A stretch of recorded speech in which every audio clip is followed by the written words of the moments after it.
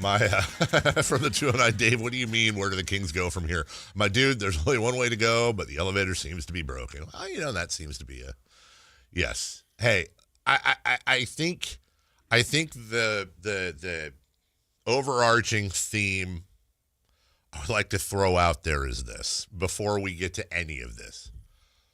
Kings fans are tired. They're fed up. They're sad. They're exhausted. They're embarrassed. They're insert other words for any fan base that is as loyal and passionate as this one.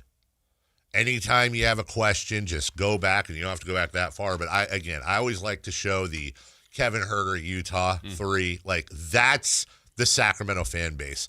Possibly, and if not, I don't like getting in these contests with Browns fans or whoever, but certainly in the conversation for most tortured fan base that's been through the most in the last 25 years, fan base that's been through the most in the last 45.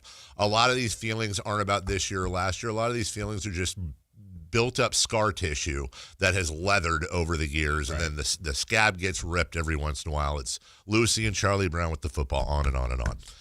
And why I say that to underline that not one time, whether it's on social media or here, are you going to hear me, and I know you won't either, be like, hey, you should, or why would you?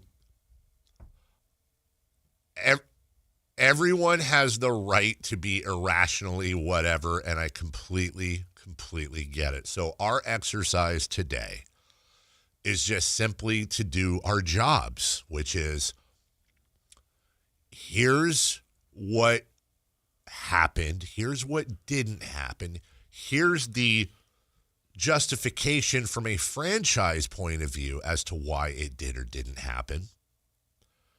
And here's how we feel about it ourselves, Jason Ross and Carmichael Dave. That doesn't mean that Christopher Lott or Cody or Pat or any of you listening have to feel the same way.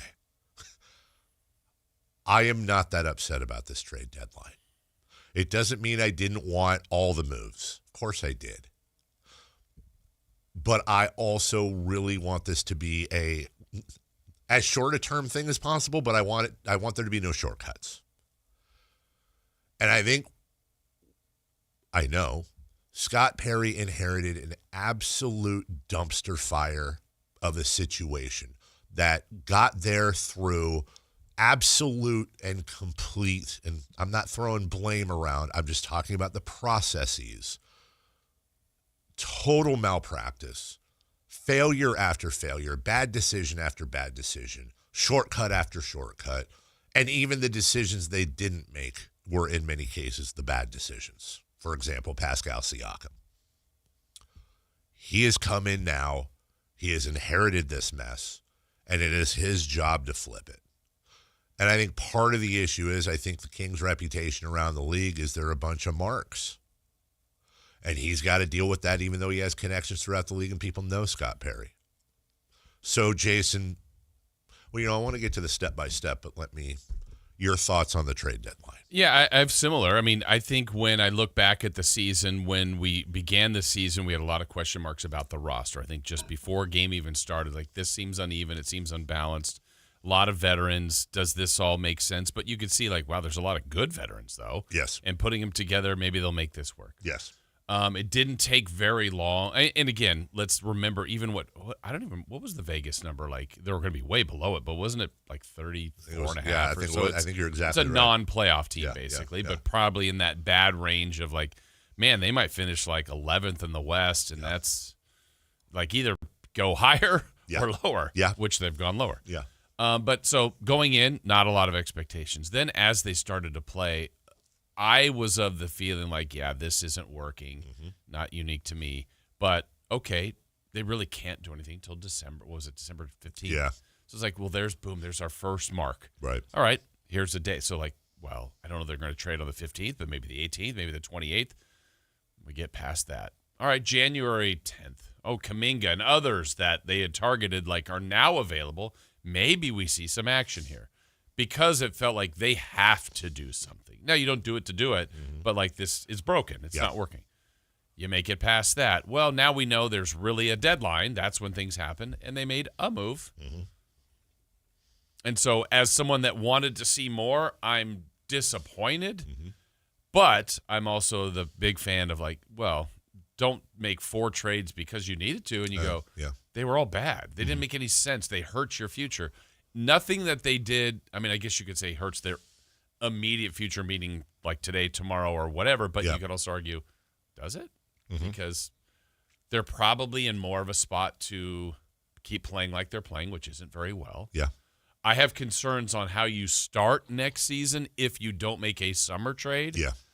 But that's a concern today for something that's not here yet. What is your concern? I'm just curious. What is your concern on starting next season? So I think it's going to be really hard to and for you and I, not me. My example is you and I showing up at Media Day next year, and we are sitting in front of Domantas Sabonis, sitting in front of Zach LaVine again, sitting in front of Malik Monk, sitting in front of DeMar DeRozan. Even if they got Peterson and everyone says they got the best player of the draft, exciting.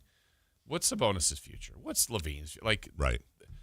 I think that's hard for those guys to enter next season going, sure, I'm likely going to be moved. They may have thought that this year too. But I want to go through the through line, though, and you're 100% right. I agree with you. It's not a bad end game. Right. It's a bad for the individual, sure, I think, or difficult for the individual. Does that really bother you, though, whether or not Sabonis or LaVine are happy from a Kings fan point of view? Not necessarily happy. I think it's a tricky one. So I think really the end of this year is going to be tricky. Tonight, the rest of the way, we're probably going to keep seeing 20-ish minutes for just about everybody that plays. Yes. All right, that's the situation they're in. They should be playing young guys. I don't think you bury the veterans completely. No. If they're available, play them, but we don't need to see Sabonis playing 40 minutes. I just don't think we need to see that. I don't think you will. But can you start next year that way? Because I think it's fair to say in the moment right now, which things change, and you've said this for a while, I believe they're probably 2 high lottery picks away. Yes. And the 27 plan nailing those high lottery picks, by the way, too. And it may take them a little bit of time, too, but okay, if you feel like you got someone that's on the all-rookie team next year in this draft, and someone's on the all-rookie team next draft, those are very good signs with whoever else you're deciding to keep. That's right. You'll have added some things, and if you've moved some guys in trades next year, then it feels like they're going in the 27-28 season. Yep. But there's a lot of time with some of these guys in between that I think is a challenge. But I don't make the trade just to make the trade. I agree with you. All that. I agree with you on all aspects. And we're going to get into 3 for Madness next in a couple minutes. And we'll cover this for a full half hour, step by step. To the one thing you said that I think is worth going over right now is as far as the playing time goes. Mm-hmm. So in the game against did that sound weird? Did I just say the one thing you said that's worth talking about? I didn't mean it like that. Sorry. Yeah. The one thing you said that I think we can cover in a minute is what I'm saying is playing time last game. Playing time last game, for example. So you had DeRozan had 28 minutes. And that was the high, right? And that was the high. And then Hunter 26, Westbrook 26, LaVine 22, Sabonis 24. Those are your starters. Then you add Cardwell 26, Raynaud 21, Monk 18, Devin Carter 24, Nate Clifford 26. Yeah. I know. This get used to it. Right. And if anything, a little bit more on the youth side. Now, if a vet's hot, if LaVine's going out there and he's feeling it, whatever, you're gonna see a 30 out of him, 30 minutes out of him, maybe whatever. But going forward, I think the organizational philosophy is okay. I'm talking about Scott Perry, 52 games to evaluate this team. I've evaluated the team. We all have evaluated the team.